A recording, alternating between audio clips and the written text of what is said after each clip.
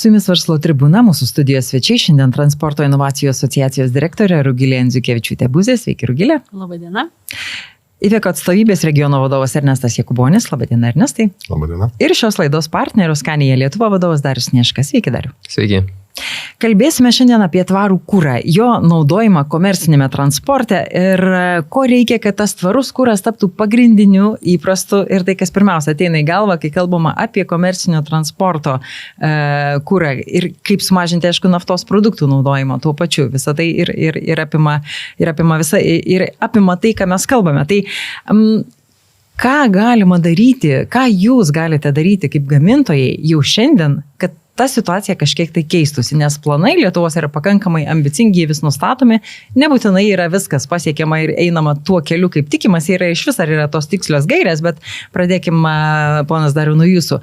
Ką jūs galite padaryti jau šiandien, keisdami transporto rūšį?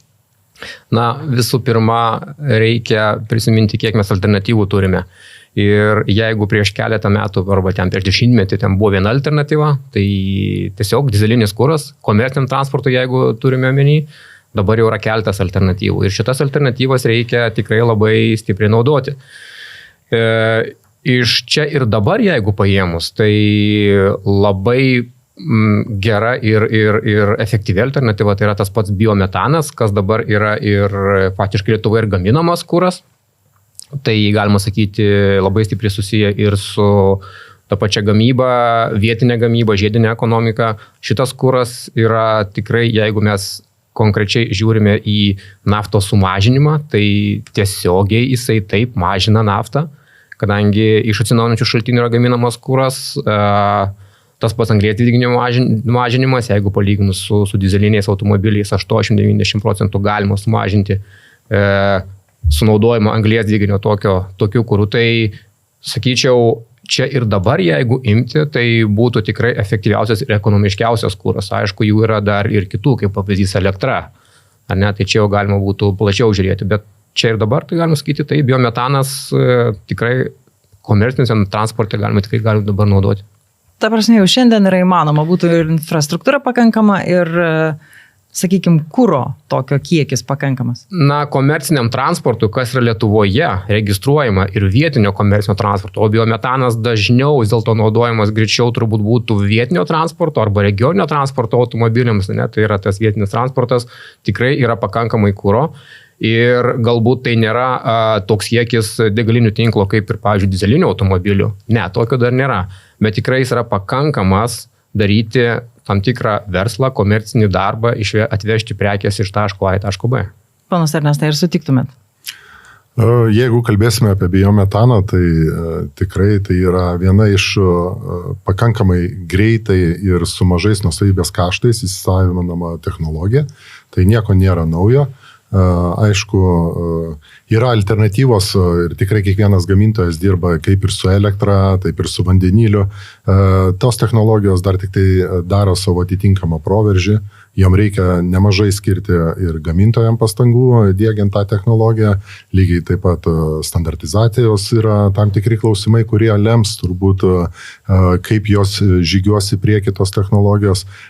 Mes sakydami, aš kalbėsiu apie Iveco, apie biometaną, tai tikrai nereiškia, kad mes nemylime elektros sprendimų ar vandenilio sprendimų. Visi šitie energijos šaltiniai, kurie bus naudojami ateityje, pateiks vartotojams labai platų pasirinkimą, kaip pritaikyti jų versle. Ir tas turbūt daugiausiai lemia, ar atneš įmanoma tą vadinamą konsensusą, kur bus galbūt pritaikomumas ir atsiperkamumas eis šalia. Nes tai tikrai brangus malonumas pakeisti dizelį. Dizelis yra tikrai labai stipriai išplitęs, bet jeigu Lietuva gali pati pasigaminti energiją, jeigu jinai gali užkurti taip kaip ir žiedinė ekonomika, tai reiškia ir įdarbinti žmonės, ir surinkti žaliavas, kurias žmonės išmeta, kurios yra nereikalingos, plus tai sukūrę energiją, mes kurie panaudosime, tai jau nuspręs patys žmonės Lietuvos, galiausiai turėsime, jeigu perteklių mes galėsime jį parduoti.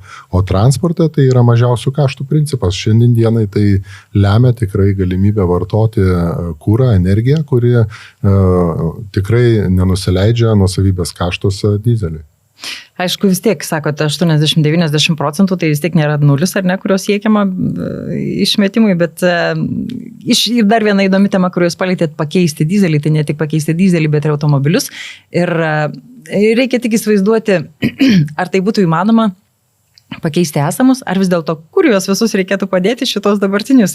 Tai čia tą temą sugrįšim galbūt vėliau. Aš Rugilę dabar noriu įtraukti į pokalbį, kaip Lietuvos transporto verslas bendrai vertina tas galimybės šiandieninės. Mes girdim dviejų gamintojų, ar ne, poziciją. Kaip jūs matote iš tokio viso to sektoriaus perspektyvos? Taip, iš tiesų verslas vertina, kad tikrai negalima pakeisti per čia ir dabar, ar ne, per mėnesį, per metus transporto parko į visiškai tvarų, į visiškai neišmetantį tų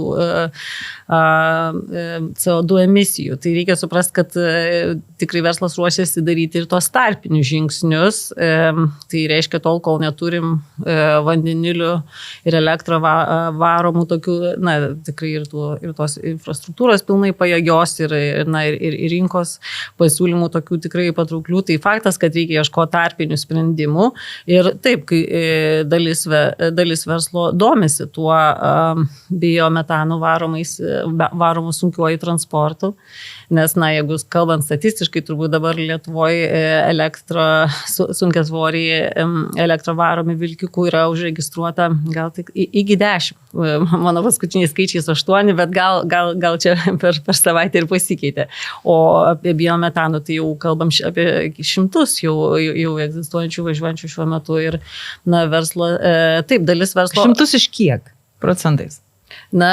Vilkikų Lietuvoje registruota apie 90 000 N3. Tai irgi reikia suvokti, kad tai yra kol kas nedidelė dalis. Ir tai yra vis tiek dar pradžios etapas. Ir dar yra tos, ar ne, kad nėra labai plačiai prieinamos užsipilimo infrastruktūros kolonėlės, netaip išvystytos to biometano, bet kai kurios įmonės, taip, galbūt Lietuvoje, kas nori pervežti savo prekes, tikrai domisi ir seka ir žiūri valdžios veiksmus, kokios subsidijos bus taikomos, kokios paskatos judėti link to, nes tai yra vis dar toksai šiek tiek brangesnis pasirinkimas negu pirkti paprastą dizelių. Taip, bet ir tie pirmieji žingsniai vis tiek įrodo kryptį, ar ne, kur link planuojama, nes jeigu tu kažkur pradedi judėti, paskui dažniausiai jau nebenori radikaliai sukti į kitą pusę. Tai ir tas biometanas, kaip aš pirmai jau pradėjau tą klausimą, ar galima dabartiniams tiems esamiems dizeliniams krovininiams vilkikams pritaikyti kitą kuro rūšį, štai biometaną, pavyzdžiui? Esantiems automobiliams, jeigu tu turi dizelinį automobilį, tu jį negali tiesiog biometano įpilti. Faktas, kad tai turi būti automobilis tiesiog pritaikytas arba nupirktas naudoti biometaną. Tai yra dujas. Bet gamintojai tokius automobilius daro jau keletą dešimtmečių. Čia tai yra standartinis vidaus degimo variklis, vis dar vidaus degimo variklis, bet jeigu mes jau taip imame plačiai žiūrint, ar ne, tai problema to pačio turbūt CO2 ar naftos mažinimo, tai yra ne vidaus degimo variklis, tai yra tai, ką tu įpili ir kokius išmetimus gauni, ar ne. Tai ne į dizelinį automobilį tokių dujų neįpilsi.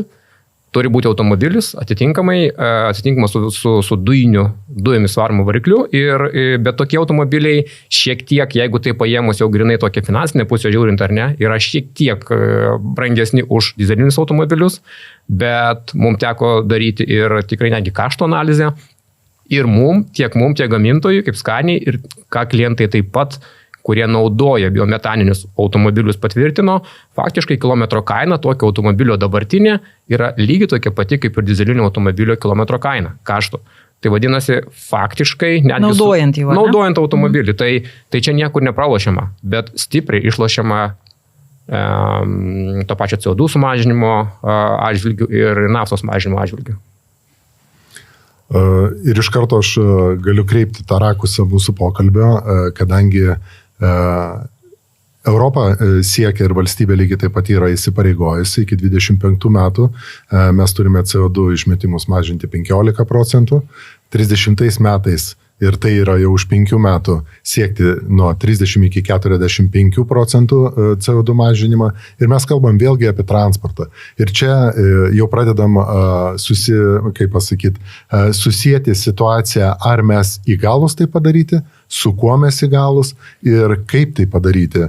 Ir čia jau yra didžiulis klausimas apie technologiją, kuri dabar yra. Tai yra dabar pasiekiama, kuri gali būti įsigijama. Kai kurios technologijos dar tik tai eina aprobacijas, kai kurios technologijos dar tik tai rodo, aš galiu važiuoti. Bet reikia ir naujų standartizacijų, reikia naujų labai technologinių pokyčių, bet lygiai taip pat ir filosofijos pačios infrastruktūros dėgyme. Susikoncentruoti į lozungus labai yra lengva. Tai reiškia, dabar bus, nenorėčiau, atrodyti kaip priešininkas kažkokios iš technologijos. Man visa alternatyvi technologija imponuoja labai stipriai. Nes jeigu mes kalbėsime elektrą, tai jinai turi pasakiškų gerų sprendimų ateityje technikoje ir dinamikoje ir to pačioje ekologijoje. Jeigu mes kalbam apie vandenilį, vėlgi ta pavara gali būti elektrinė, gali būti vidaus degimo variklio ir taip toliau. Čia yra labai daug variantų, kuriuos gamintojai bando, tyrinėja, tą kelią reikės nueiti, bet nelaukia laikas. Mes dabar turime mažinti ir 25 metų slengstyje kiekvienas gamintojas jau skaičiuoja CO2 savo produkcijos išmetimus, skaičiuoja, kokią technologiją turi jisai parduoti, kad atsineštų sumažinimus, nes yra netgi elementarūs dalykai baudos.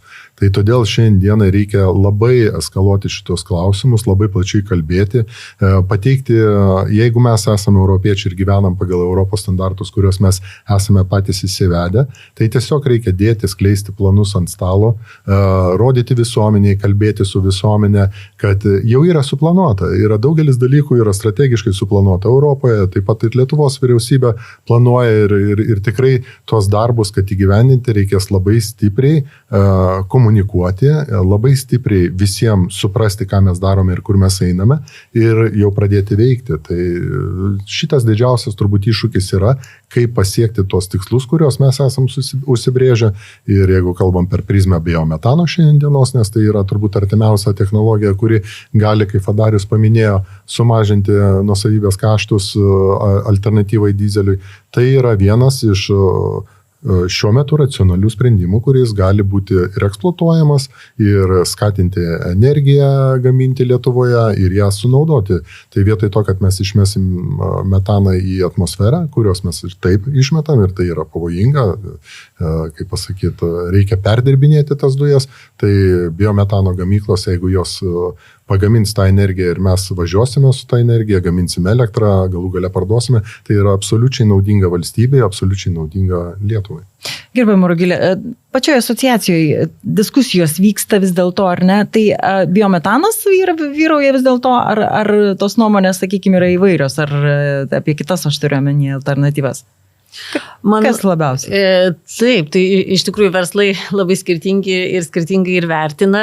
Tai nėra tokios vienos vyraujančios nuomonės, bet tikrai nemažai yra teigiančių, kad biometanas yra kaip geras šių dienų tarpinis ir ne šio 50 metų perspektyvos sprendimas vis dėlto, ką galime jau nusipirkti ir jau versle logiški tie skaičiai darosi ir neįsigijus būtent biometanų varomus vilkikus. Ir iš tikrųjų, taip pasižiūrėjus, mes kaip valstybė ir mes kaip gyventojai tol kol vartojame raudoną mėsą, tikrai prisidedame prie to metano dujų sukeliančių šiltnamio efektą išmetimo labai drastiškai. Tai šitas jo perpanaudojimas, tą, ką Ernestas minėjo, vietoj to, kad leistume išeiti į atmosferą, tu gali jį panaudoti energetikai arba kūrui, tai jisai mūsų valstybės kontekste yra visiškai logiškas. Nes mes turime to žaliavos, kurią galim perdirbti ir yra pilna įrodymų, kad geriau ją perdirbti, negu leisti išeiti tom dujom į atmosferą. Ir bet kuriuo atveju jinai atsiranda, ar ne? Ir jinai tol, kol valgo tos vadinamos atrajojančių gyvūnų mėsą, tol jinai tikrai atsiras. Ir iš tikrųjų tikslai yra ne tik apie išmetimą kalbant, bet net ir naftos konkrečiai degalų vartojimui. Pavyzdžiui, kad jį iki 30 metų sumažinti iki 41%, ar ne, nuo 20, lyginant su 21 metų lygiu, tai iš tikrųjų pakankamai, beveik drastiškai pavadinčiau, ir tam iš tikrųjų reikia labai konkrečių ir labai greitų žingsnių, nes štai jau 24-ieji. Tai ar gamintojai yra kažkaip tai skatinami vis dėlto keisti pasiūlą? Skatimo, iš gamintojo galbūt aš būsiu šiek tiek šališkas, bet galiu pasakyti, kad skatimo laika mažai ar ne. Tai ar tai bus visiška teisybė, nežinau, galbūt kolegos reikia dar papildyti šitą dalyką. Ką noriu pasakyti, kad yra skatinimo programos atitinkamos. Paskutinė beje yra tikrai labai gera, kuri Susisiekimo ministerijos, ką tik programa buvo paskelbta apie biometano varomų sunkiojo transporto, komercinio transporto, ne tik komercinio, bet ir viešojo transporto atnaujinimą. Tai čia yra puikus pavyzdys, kaip galima skatinti vietinį transportą, kuris Lietuvoje, mes turime pagal jau tą vietinį transportą dekarbonizuoti. Tarptautinis transportas, mums jį turbūt sunkiau bus apskaičiuoti, jisai dekarbonizuoja transportą ten, kur važinėja. Bet vietinis transportas, viešasis transportas, sunkusis komercinis transportas, kuri vietoje dirba, čia viena paskata tikrai yra puikiai su keletu, tikrai su daugeliu klientų esame kalbėję ir taip jie ruošisi tą paramą labai stipriai įsivertinti ir bandyti ją pasinaudoti. Tai čia yra biometano parama, ar ne? Tikrai būtų labai malonu matyti ir tos tokius pirmosius galbūt skatinamosius veiksmus tai pačiai ir elektrifikacijai. Jinai ilgalaikiu laikotarpiu, bent jau ką mes matome iš Scanios pusės, tikrai bus greičiausia dominuojantis sprendimas tokiom transporto priemonėm. Tai turbūt nereikia tikėtis, kad visą laiką bus skatinama kažkas tai, bet pirmieji tie inovatoriai vadinami, jie turi būti pastumėti eiti į tą inovacijų rinką ir rodyti teigiamus pavyzdžius. Tai kol kas elektriniam transporto priemonėm mes nieko nematome, tai čia turbūt galbūt norėtumėm atkreipti dėmesį. Iš ties, kam, jeigu perka dizelinius ir geriau perka, ar ne, tai kam jūs ten keisti ir kam jūs gaminti kitokius, kodėl turėtų siūlyti tie gamintojai, yra tame logikos, tai kaip jūs vertinat paskatas? Be pinigų niekaip neišsisuksime. Šitoj vietoje turbūt ir bus vištos kiaušinio sprendimai. Žiūrėsime, kaip tą kiekviena valstybė įdieginės. Paskata versle tai yra žalioji eilutė, kada skaičiuojasi verslo sąnaudos, pajamos, pelnas, jinai turi būti visą laiką žalia. Jeigu mes norėsime būti žali, bet verslo mes nepaversime žaliu, turiu omeny ekonomiškai, kad būtų naudinga verslui, verslas niekados nepriims sprendimų nenaudingų savo. Tai reiškia vartotojo priversti naudoti, čia taip kaip žinot, dažnai būna, ištiesia šaligatvį, o visi eina per žolę, ne? Tuo pačiu buvusi tako. Todėl, kad tas keliukas yra daug patogesnis žmogui, jisai netgi pasąmonėje tą automatiškai atlieka, ne? Tai todėl šitoje vietoje kalbėkime labai paprastai. Turime sukurti aplinką, kad verslui būtų naudinga. Kad verslas matytų naudą, turi būti paskaitos ne ant popieriaus užregistruotos, kad jinai yra, bet jinai tikrai turi atnešti atitinkamą naudą. Tegul bus per mokesčius, tegul bus per PVM, tegul bus per įsigijimo kainą, per subsidijas ir taip toliau. Dažniausiai tai ir yra turbūt, kodėl neveikia vienas ar kitas priimtas įstatymas arba noras, kitaip sakant. Ne? Tai yra todėl, kad jis yra galbūt netvarus. Tvarumas turi būti ir dabar lygiai taip pat, ką ir pati Europos komisija deklaruoja, yra tokia netgi, kaip sakyti, bioekonomika. Ne? Tai bioekonomika tai reiškia, kad nesodinti galbūt invazinių augalų, nedaryti to, kas yra mums sukurta dirbtinai, o ne natūraliai. Tai natūraliai, jeigu mes turime šiukšlės, jeigu mes turime atliekas, jeigu mes išmetame biometaną, jeigu išmetame metaną, į atmosferą, jo surinkimas yra visapusiška nauda. Kartais klausimas būna, biometanas jisai taršus ar jisai netaršus, ne? Tai mes skirkime netgi tas dvi, kaip sakyt, frazes ir ką jos konstatuoja. Viena konstatuoja švarumą, tai yra kaip kenkia žmogaus sveikatai, tai yra tarša. jeigu mes kalbame apie CO2, tai mes kalbame apie poveikį atmosferai, išmetamas šiluminį poveikį, sakyčiau, atmosferai. Tai iš esmės, aš jau nubridau labai toli, bet iš esmės, jeigu mes kalbame apie paskatas, jas reikia kurti ir jos gali būti įvairiapusiškos, bet jos jau dabar turi būti pateiktos verslui, parodytos, apskaičiuota ir mes gamintojai tikrai galime pateikti gamybos apimtis, ne visų technologijų dar tikrai, bet ta didėjančia tvarka, kaip yra numatyta Europos komisijos, mes esam pasiryžę įvykdyti tuos planus. Svarbiausia, kad vartotojas ir politiniai sprendimai, ekonominiai sprendimai būtų pritaikyti kiekvienai šaliai. Tada viskas suveiks. Ir dar labai svarbu turbūt, kad tie sprendimai būtų tokie natūralūs, ar ne, kaip tie takeliai, apie kuriuos kalbėjom, kad asfaltuoti vis dėlto reikia ten, kur žmonės eina, o ne ten, kur atrodys gražiai. Tai asociacija ir yra turbūt tas minantis takelius, ar ne, jūs surenkat tas pozicijas ir jūs matot, kur link, kas galėtų veikti, kaip tie gamintojai, tiek apskritai transporto verslas išreiškia savo poziciją, kas būtų priimtina. Tai reikia visuomet kalbėti apie priemonių visumą, nes jeigu paleidžiam tą subsidiją dosnesnę ar mažiau dosnę, vis tiek tai yra toksai epizodinis dalykas, nes negalima turbūt kalbėti, kad, pavyzdžiui, valstybė 10 metų iš eilės, tai be perstojo remtų labai dideliais kiekiais tą vienokį ar kitokį kurą, nors aišku, jeigu turim tam lėšų ir jeigu tokia yra priimta politinė pozicija, kodėl ne, bet turbūt Lietuvoje sunku būtų. Na ir vis tik tai turbūt kažkoks naudingas, sakykime, ne pirkti lėktuvus ar ne transporto įmoniai. Tiesiog turi būti kažkoks protingas, priimtinas tas sprendimas. Pamatuotas ir labai kompleksinis, nes negali, subsidijų reikia, bet šalia to reikia ir kitų, tai mokestinių ir teisinių priemonių. Tai dėl to turi viskas būti dermėje. Tai tarkim net ir, tai tiek, žinoma, turime alternatyvių degalų įstatymą, kuriame ir tie tikslai iškeliami ir toliau detalizuojama tada ir ar ne kitų įstatymų reguliuojančių, kaip tada viešasis sektorius turi elgtis su savo specializuotais parkais, su autobusais, su savo tom specialiom autopriemonėm. Tai šičia, kodėl viską užkrauti ant verslo pečių, turi ir viešas sektorius rodyti tą ambicingesnį pavyzdį ir šiek tiek sparčiau judėti link to netaršaus transporto savo autoparke. Tai čia viena.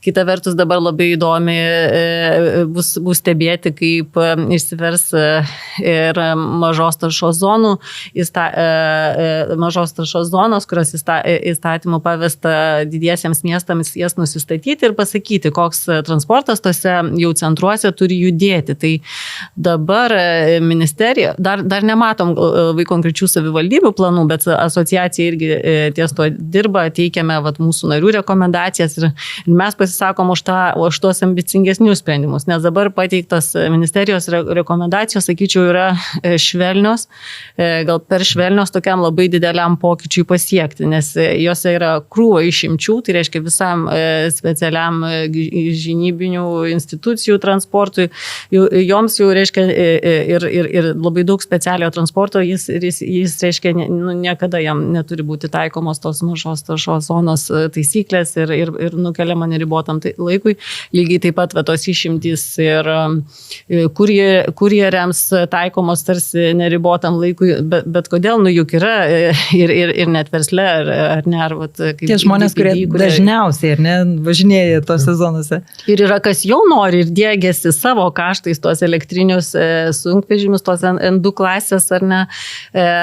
Tai kaip sakyti, jeigu jau verslas nori, kodėl, tai reikia ir toliau paskatinti ir pasakyti, žiūrėkit, taip griežtinam taisyklės, nuo šiol, jeigu nori įvažiuoti, numatykime, aišku, pereinamąjį laikotarpį ir panašiai, bet tada bus didesnė paskata ir verslui investuoti į tuos tvaresnius sprendimus. Lygiai taip pat, aišku, turim ir tą, ir tikrai pasižiūrėti, kaip mes taikom ir tą eurovinietės vadinamą direktyvą, žiūrėti, kaip ir kelių apmokestinimą per tas išimtis, tada tuos biometano varomus vilkikus, kad jeigu jos norim skatinti, tai darykim labai akivaizdžias, tada išimtis ir nuolaidas iš to kelių apmokestinimo, kad verslui tikrai apsimokėtų jos diegtis. Tai mes pasisakom už tokį labai kompleksinį sprendimą ir reikia tikrai per visas priemonės tada eiti, jeigu nori, kad suveiktų. Taip kaip Norvegijoje, tikrai juk tas suveikia, kad ir išimtis tada iš kelių mokesčių, ir mašinos registracijos mokesčių, ir visų kitų dalykų. Gerbiamas Dariau, išties viena tai yra skatinti gamintojus, kita yra apskritai vartojimą tų paslaugų, ar ne, kad ta visa aplinka ir viešosios paslaugos yra tas būdas, kurį valstybė turi tiesiog savo rankose. Tai vienas yra ir kitas apskritai visos kitos paskatos, apie kurias Rugilė minėjo. Kaip jūs matot jų atsiradimą, taikymą arba bent jau perspektyvą, ar jos matosi, kad atsirastų tokios? Tai jos tikrai matosi, bet aš manau, šie metai 24-25 bus labai svarbus tokių priemonių atsiradimai. Aš dar ką noriu paminėti, galbūt papildyti Rugilę. Tai pavyzdys buvo paminėtas, ar ne, viešojo transporto savivaldybės įmonės, jom yra išimtis arba gali būti padarytos išimtis, bet kodėl tada, ta prasme, tos išimtis turbūt padarytos, o kitiem jos nepadarytos. Tai arba mes visi einame, kaip sakant, į tą valtį, arba tada niekas neina. Tai čia valstybės įmonės jos kaip tik turi rodyti pavyzdį, realiai. Rodyti pavyzdį verslui. Žiūrėkite, įmanoma tai padaryti, tai gali būti šioks toks dalinis tam parama ar finansavimas, bet jūs turite taip pat pereiti. Tai kaip verslas žiūrės į valstybinės įmonės, jeigu jos pačios rodo tokį pavyzdį, ne? Tai čia labai toksai oponuojantis dalykas svarbus ir manau, šitą mentalitetą reikia visų pirma pakeisti. Einame visi, investuojame, darome. Apie 24-25 metus, ką aš noriu pasakyti, manau, mano nuomonė, tai bus du svarbus dalykai. Visų pirma, tai yra etolingas arba tas kelių mokestis. Štai čia ir pamatysime, kokio stiprumo realiai to politinės stiprumo mes turime sprendimus padarytus. Įsivaizduokime, mes esame pasiskaičiavę taip pat bent 18 centų skirtumas tarp elektrinio automobilio ir dizelinio automobilio etolinge, jisai sulygintų tokio automobilio kaštus visiškai su dizeliniu automobiliu. Aš nesakau, kad tai turi būti padaryta 18 centų, galbūt gali būti mažiau padaryta, bet jeigu tai bus visiškai nieko nepadaryta, arba bus ten 1-2 centų skirtumas, nei vienas verslas neinvestuos į švarų komercinį transportą. Tai štai šitas etolingas labai svarbus. Antras, ką jau Rugilė paminėjus, tai yra žaliosios zonos. Na, tose žaliosios zonose turi būti vienodos taisyklės ir vėlgi, kai jos atsiras, tada mes ir pamatysime, o kosgi tas politinė valia ir sprendimas, koks mūsų kaip gamintojams ir kaip verslai parodytas labai aiškus posūkis. Einame čia. Jeigu bus stiprus politinis sprendimas, bus tikrai greitas ir atsakas iš to pačio verslo ir iš gamintojų. Bet aš labai nenoriu, kad tai būtų toksai, tai šiandien, tai ten, tada mes vėl 50 metų kažkur tai nukrypsime ne ten, kur reikia. Tai ja. Kokią jūs perspektyvą matot ir, tuo labiau dabar ir tokiu periodu gyvenam, ar ne, kai, vėl rinkimai šiais metais ir kiek ta politinė valia, tokio reikia čia kažkokio, nežinau, susitarimo, vėl kažkokio bendro, ar ne, nes vis dėlto vienas iš svarbiausių klausimų žaliasis kursas, gerbiamas Ernestai, kaip jūs matot tas paskatas ir galų gale apsisprendimo laisvė savivaldybėms, ar ne, dėl žaliųjų zonų, ar panašiai? Kodėl tai nėra vienodas sprendimas, sakykim? Labai gerai ir Darius paminėjo, ir Rugilė paminėjo, tai čia yra, kadangi mes šitoj aplinkoje pastoviai judame, mes pastoviai diskutuojame, tikrai labai džiaugiuosi, kad jau šitam, kaip sakyt, šitoj sudėtyje mes jau dirbame ties irgi edukuodami arba tuo pačiu perneždami tam tikrą informaciją ir Lietuvos visuomeniai. Pagrindinis dalykas turbūt šiandienai tai tiesiog yra planas, kurį turime padėti ant stalo, Lietuvos planas turiu omeny, kurį išskleisti, parodyti verslui, kur mes norime būti ir kaip mes jį nueisime.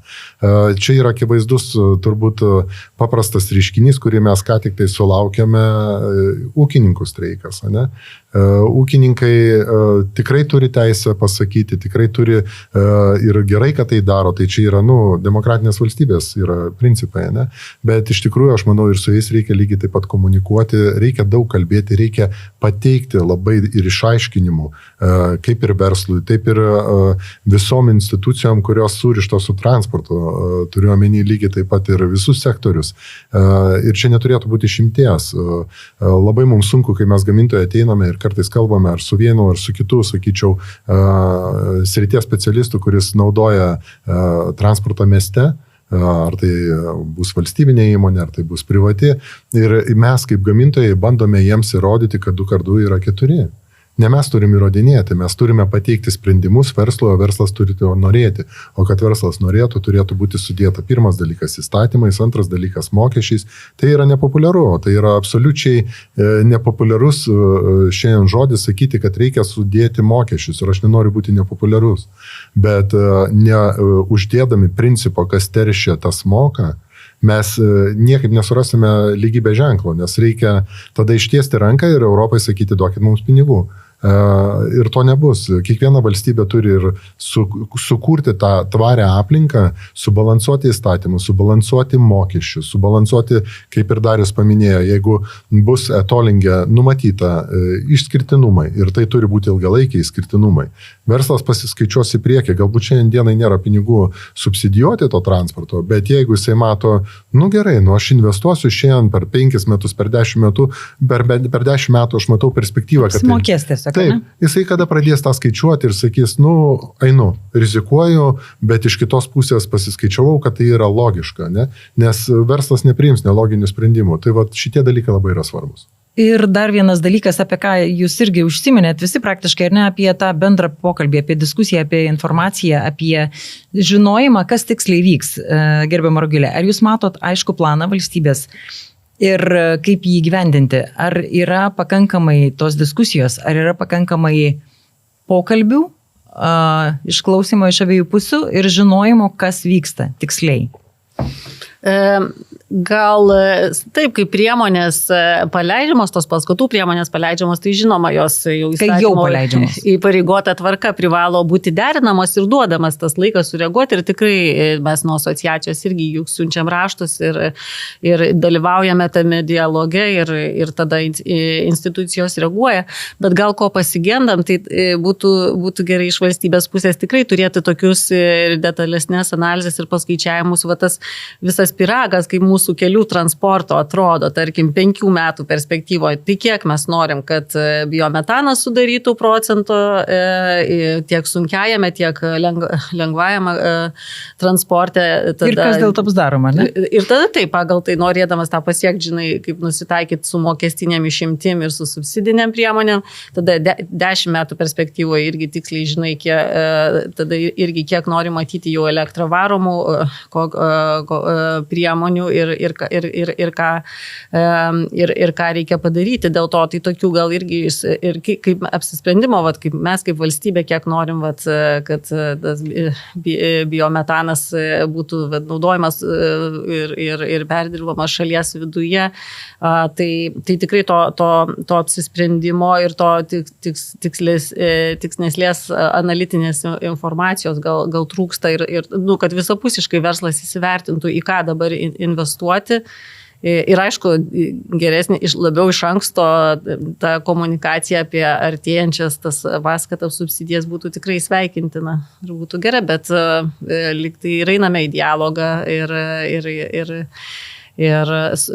kartais suprantam, dėl ko užtrunka ministerijos formuoti, nes jos viduje tarpusavį turi labai ilgą procedūrą perėti, kol susitarė, kol išleidžia tą priemonę, tai praeina kartais ir metai, ir 2. Susitarimų labai daug ir kai jau išleidžia, tai taip, tada jau visiems aišku, bet iki tol iš tikrųjų svarbiau turbūt vis dėlto, kas ateina ir kas išleidžiama. Tai tas pirminis etapas jis yra tikriausiai svarbiausias, ne tada, kai jau tampa viešai ir kai jau visi žino, bet kai bendrai kuriama ta visa pozicija. Mūsų laikas iš tikrųjų labai eina į pabaigą, aš tiesiog noriu apibendrinimą, kas jūs paminėjot keletą, pavyzdžiui, 18 centų etolingo skirtumas, ar ne, tarp elektrinių ir dizelinių. Ar yra kažkokie konkretūs dalykai, kurie tikrai suveiktų, paskatintų ir, ko jūs tikėtumėtės ir ar jūs matot kažkokius jau esančius dabar konkrečius, kurie tikrai yra, geri arba blogi? Iš gero aš jau paminėjau tą susisiekimo ministerijos vieną iš paskatų dujiniam transportui, biometaniniam transportui, viešasis transportas, komercinis transportas Lietuvoje. Tai čia yra tikrai gera paskata, kuri privers verslą greičiausiai investuoti į šią sritį. Aš vėlgi pasikartosiu, labai tikrai ir tiek gamintojams greičiausiai, tiek verslui šie ir kiti metai bus svarbus. O koks bus realus tas e-tollingas ir kas tenai bus aplamai įtraukta į e-tollingą, kol kas mes nelabai netgi žinome, kas tai yra daroma, tai galbūt čia to viešumo norėtųsi, diskusijos būtent šiuo klausimu, jeigu dar tai nevėlu. Ir žaliosios zonos. 2 punktai, kurie yra labai svarbus, kurie gali paskatinti vietinį transportą stipriai dekarbonizuoti aplinką. Gerbiamas Ernestai, vienu sakiniu. Jo, tai labai plati tema ir vienu sakiniu sunku, bet aš turbūt apibrėšiu jį taip, mes turime sugeneruoti ir pasiūlyti subalansuotą pasiūlymą visuomeniai, kaip mes norime keistis ir kaip mes tą padarysime. Subalansuotas pasiūlymas kaip ir iš valstybės, taip ir iš gamintojų ir iš visų institucijų, nes čia vieno žaidėjo nėra. Šitame žaidime turi žaisti visi suvokti, suprasti, dėl ko mes tai darome, netgi, sakyčiau, atsisakymas priklausomybės nuo 3 ar 4 valstybių, kurios tiekia mums dizeliną ir jeigu valstybė gali pasigaminti energiją ir naudoti energiją pati, tai yra tiesiog racionalu. Mes turime tai priimti, kad mes pakol kas kai kurios dalykus darome, kurie mums ateis į naudą per daugelį metų ir tos valstybės, kurios įdiegs sprendimus nuo pat pradžios ir juos tobulins ir plės, tai bus valstybės nauda. Tai racionalus pasiūlymas, išbalansuotas pasiūlymas visuomeniai, kaip mes norime keistis ir kaip mes tą padarysime. Gerbiama Rugilė, ir jūsų vienas, ką jūs matot gerai ir ko vis dėlto labiausiai trūktų? Na, gal aš taip apibendrinamčiai pasakyčiau, metas įjungti aukštesnę pavarą ir kiekvienam segmentui padaryti tą, kas tikrai yra jo rankose ir kas tą gali stipriausiai. Tai reiškia miestam padaryti. Ir kalbu apie didžiuosius, kur tikrai automobilizacijos lygis jau peržengęs visas ribas, ten CO2 dėl spūsčių mus irgi kaip šalį rodo jau prie tų maksimalių. Tai tikrai, kad miestai padarytų kuo ambicingesnius planus, kaip jie pirks tiek savo ar ne, ir kokį judėjimą miestų centruose mes norėsim matyti tame tarpe, kokie autobusai važinės, koks komercinis transportas turės važinėtis, kad neužkrauti visko ant paprastų gyventojų pečių, ant jų mašinų ir visko palikti, va čia ar gyventojai paliks mašinas nuo šaly, ar pirks elektrinės. Ne tik tame klausimas, jų reikia juk taip kompleksiškai žiūrėti. O valstybei taip priimti tuos globalius sprendimus, ir su tuo apmokestinimu ir skatinimu, kad tikrai veiktų sinergijoje ir dermėje ir būtų labai aiškiai žinutė pasiųsta verslui, kad viskas nebegalim gyventi, kaip gyvenom dėl šitų žaliojo, ne tik dėl žaliojo kurso reikalavimų, bet dėl savęs, dėl realybės, kurioje augs mūsų vaikai ir anūkai iš tikrųjų, o verslas įjungs savo antrą pavarą. Tai iš ties tas supratimas, kad tai daroma ir dėl savęs, ne dėl kažko, tai turbūt yra labai svarbus ir tada ir gyventojų spaudimas politikams ir tos žinutės kitoks, jie įgauna kitokį formatą ir kitokį svorį, ar ne? Tai iš ties norėtųsi to visiems ir palinkėti, nes nuo to tik tai sveikesnėje aplinkoje gyvensime. Ačiū Jums šiandien už pokalbį. Verslo tribūnos studijos svečiai buvo Transporto inovacijų asociacijos direktorė Rugilė Endziukevičiūtė-Buzė, Iveco atstovybės regiono vadovas Ernestas Jakubonis ir Scania Lietuva vadovas Darius Nieška.